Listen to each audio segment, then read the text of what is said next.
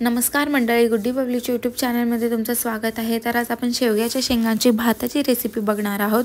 तर ही प्रामुख्याने कुठे बनवली जात नाही, म्हणजे कुठली स्पेशालिटी नाही आहे, पण खूप हेल्दी असते, त्यामुळे आपण आज रेसिपी शेअर करणार आहोत। तर मी इथे कुकर घेतलेला आहे। कुकरमध्ये मी थोडंसं तेल टाकलेलं आहे आणि त्याच्यामध्ये आपल्याला जिरे मोहरी ॲड करायचे आहेत आणि जिरे आणि मोहरी आपल्याला नक्कीच ॲड करायचे आहे, त्यामुळे चव खूप वाढते। तर एक टिप म्हणायला गेलं तर जिरे आपल्याला तडतडले नाही तरी सुंदर लागतात, पण मोहरी जर तडतडली नाही तर ते दाताखाली कडवट लागते, त्यामुळे दोन्ही छान तडतडू द्यायचं आहे। आणि त्यानंतर एक इलायची सुद्धा ॲड केलेली आहे याच्यामध्ये आणि सगळे खडे मसाले सुद्धा ॲड करायचे आहेत। जे भाताचे प्रकार आहेत त्याला जिरे थोडं जास्त टाकायचं आणि जे खडे मसाले आहेत नेहमीचे ते सुद्धा ॲड करायचे। मी ते 2 ते 4 लवंग, मिऱ्या आणि त्यानंतर थोडंसं दालचिनीचे तुकडे आणि तमालपत्र सुद्धा ॲड केलेलं आहे। त्यानंतर मोठा असा 2 कांदे घेतले होते, ते सुद्धा उभे चिरलेले आहेत। तुम्ही बारीक असे कापून सुद्धा घेऊ शकता आणि त्याच्यामध्ये काही फरक नाही आहे, दोन्हीची चव एकसारखीच येणार आहे। तर त्याला पण छान असं लाल होऊस तर भाजू द्यायचं आहे आपण त्याला। आणि टोमॅटो मला जास्त आवडतात, त्यामुळे मी 2 टोमॅटो मोठे कापून घेतले होते आणि थोडं हिंगसुद्धा मी तेलातच आता ॲड केलेलं आहे आणि 2 टोमॅटो मी कापून घेतले होते ते सुद्धा ह्याच्यामध्ये ॲड करायचे आहेत।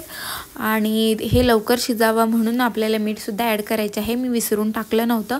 तुम्ही आवर्जून मीठ टाका, त्यामुळे लवकर शिजला जातो भात आणि गरम गरमच आपल्या बाळाला सुद्धा भरवायचं आहे आणि ते खूप छान खाल्लं जातं। मी माझ्या बाळासाठी केलं होतं तर तिने छान खाल्लं होतं, तर त्यामुळे मी ह्यावेळेस रेसिपी करताना तुमच्यासोबत शेअर करायचं ठरवलं।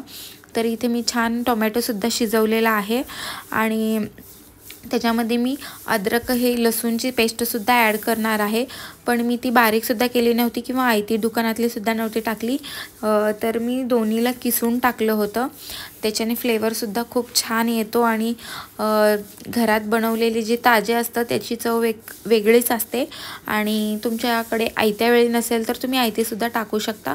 आणि त्याच्यामध्ये कोथिंबीरसुद्धा मी फोडणीतच ॲड केलेली आहे, थोडीशीच होती आणि फोडणीत टाकल्यानंतर सगळीकडे पसरेल म्हणून मी आत्ताच ॲड केलेलं आहे। आणि सगळं छान मिक्स झालेलं आहे, तुम्ही बघू शकता तेल छान सुटलेलं आहे, टोमॅटोसुद्धा शिजला गेलेला आहे। याच्यामध्ये आता मी माझ्याकडे घेवड्याच्या शेंगा होत्या, ते नीट करून ठेवल्या होत्या, त्याचे थोडेसे बिया मी याच्यामध्ये ॲड केलेलं आहे, थोडंसं चव एनहान्स होईल अजून म्हणून आणि पौष्टिकसुद्धा होईल तेवढंच।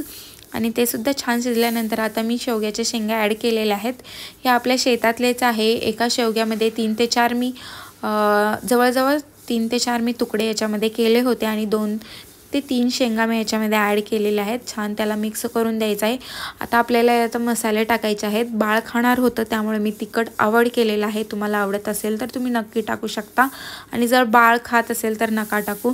तर इथे मी गरम मसाला, धनेपूड आणि जिरेपूड टाकलेले आहेत आणि मी हे सगळे मसाले डब्यात भरून ठेवत नाही, कारण त्याचा आरोमा निघून जातो आणि ते एवढं स्ट्रॉंग राहत नाही, तुम्हीसुद्धा असं करू शकता। तर मी हे तिन्ही पावडर याच्यामध्ये ॲड केलेले आहेत आणि हळदसुद्धा ॲड केलेली आहे भाताला कलर येण्यासाठी। जर तुम्ही हळद ॲड केली नाही तर ह्याचा कलर वेगळा येऊ शकतो। आणि त्याच्यामध्ये आता मी याच्या भाताच्या दीडपट असं पाणी टाकणार आहे। माझा 1 ग्लास असं भात होता, तर मी याच्यामध्ये 2 ग्लास पाणी आणि अर्धा ग्लास पाणी याच्यामध्ये ॲड केलेलं आहे। मला थोडंसं खिचडी पाहिजे होतं, त्यामुळे मी थोडंसं पाणी जास्त ॲड केलेलं आहे। आणि तुमच्या भाताच्या प्रमाणानुसार, म्हणजे तांदळाच्या प्रमाणानुसार पाणी कमी जास्त होऊ शकतं। खिचडी बनवायची असेल तर पाणी जास्त टाकायचं थोडं, आणि तांदळानुसार पण पाण्याचं प्रमाण ठरलं जातं, खिचडीला थोडं जास्त लागतं। आणि हे तुकडा राईस आहे तर ह्यालासुद्धा जास्त थोडंसं पाणी लागतं। तर हे छान मिक्स करून मी आता, तुम्ही बघू शकता छान उकळी आली होती, तर याला मी शिट्ट्या देणार आहे आणि 3 शिट्ट्यामध्ये शेवगा छान शिजला जातो। आणि त्याची साल जर तुम्ही काढत असाल, जर आपण आमटी करत असतो तर साल काढतो, तर नाही काढायची आपल्याला, ही एक टिप लक्षात ठेवायची।